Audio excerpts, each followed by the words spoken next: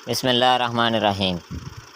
दोस्तों, आज अलगाजी 65 HP part से लेकर तारी खिदमत हाज़िर हुए हैं।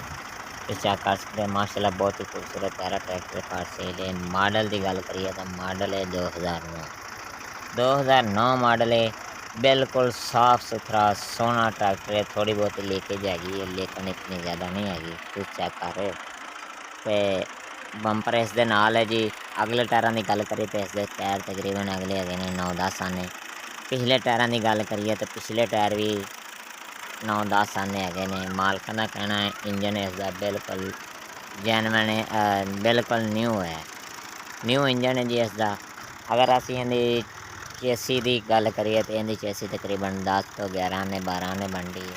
उपर शो की गल करिए तो शो भी तकरीबन 12 आने बन जाती है। बिल्कुल साफ सुथरा सोहना ट्रैक्टर है। रिम इस ट्रैक्टर के बेदाग ने, साफ सुथरे ने, पहली कंडीशन च ने। हिच इस दे नाल नहीं हैगी लानी। साफ सुथरा सोहना नंबर है। इसनों ऑल ओवर पंजाब का लग्या है। उन्होंने दोस्तों की गुजारिश है जिन्हें साडा चैनल सबसक्राइब नहीं किया साडे चैनल लाजमी सबसक्राइब कर दो ताकि नवी आने वाली वीडियो का नोटिफिकेशन तुहाडे तक पहुँचता रहे। तो मालिक इसकी डिमांड कर रहे हैं जी 8 लाख रुपया डिमांड कर रहे हैं। मौके पर घाटा वादा कर लैणगे। तहसील चिश्तियां जिला बहावलनगर च खड़ा है। किसी भाई नूं चाहिदा होवे आके वेख के परचेज कर सकदा है। साडा विच कोई अमल दा नहीं है। आपदी समझना तुसीं लैणा है। मालकां दा नंबर डिस्क्रिप्शन मिल जाएगा। रात टाइम कॉल नहीं करनी, दोपहर टाइम कॉल करनी है। तो बिल्कुल साफ सुथरा सोहना ट्रैक्टर है। जिमीदार दा चलिया होया ट्रैक्टर। तो अगर वीडियो साड़ी अच्छी लगती है तो अपने दोस्तों को शेयर करो, लाइक तो सबसक्राइब लाजमी कर दो। तो ओके, खुदा हाफिज़।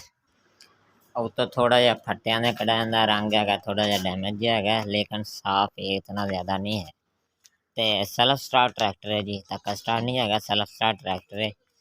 बिल्कुल साफ सुथरा सोहना ट्रैक्टर है। तो बंपर इसनों चंगा लग्या हुआ है, हैवी बंपर है इस दे नाल। ते रैम शैम बेदाग ने इस ट्रैक्टर में। जिमीदारा यूज़ होया, जिमीदार दे घर ही खड़ा है। जिमीदार बंदे कोले किसी भरा नूं चाहिदा होवे तुसीं चैक करके लै सकदे हो। तो पिछले हिस्से का बेदाग है, यानी कि पिछले हिस्से चो आवाज़ वूज़ नहीं देंदा हैगा। ज़्यादातर ट्रैक्टर पिछले हिस्से आवाज़ा देंदे ने, फिएट अलगाजी, लेकिन ये पिछले हिस्से चो आवाज़ नहीं देंदा हैगा। साफ सुथरा सोहना ट्रैक्टर है। तो अपनी समझ ना खरीदो। तो 8 लाख रुपया डिमांड है। तो मौके पर घाटा वाधा हो जाएगा। मालकां दा नंबर डिस्क्रिप्शन से, उस नंबर पर रब्ता करो और ट्रैक्टर खरीदो। दोस्तों, उन्होंने दोस्तों की गुजारिश है जिन्हें साडा चैनल सबसक्राइब नहीं किया साडे चैनल लाजमी सबसक्राइब कर दो ताकि नवी आने वाली वीडियो का नोटिफिकेशन तुहाडे तक पहुँचता रहे। ओके, अल्लाह हाफिज़।